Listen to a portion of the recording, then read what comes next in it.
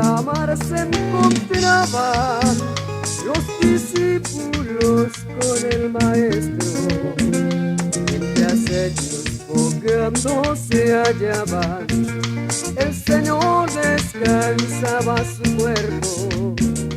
Mas la nave luego fue azotada por una tempestad y los vientos. El abismo les amenazaba, mas recuerdan que duerme el Señor. El abismo les amenazaba, mas recuerdan que duerme el Señor.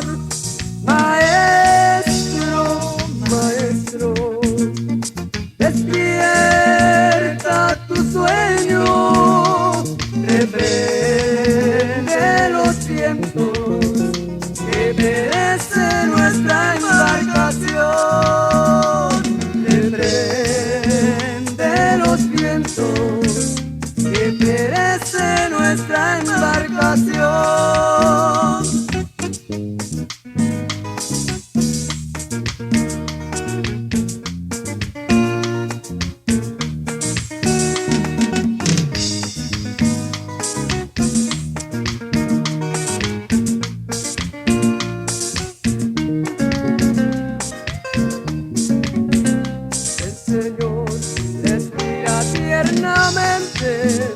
Y les dice con voz dulce y suave: si creyeras en mí solamente, aunque duermas seguro estarías.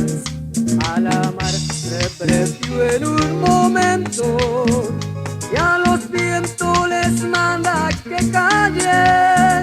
Calle el mar, endurece los vientos, porque ha hablado el divino Señor. Calle el mar, enmudezca los vientos, porque ha hablado el divino Señor.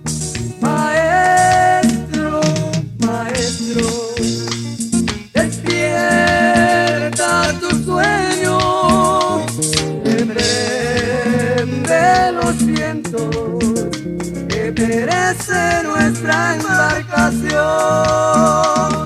Reprende los vientos, que perece nuestra embarcación.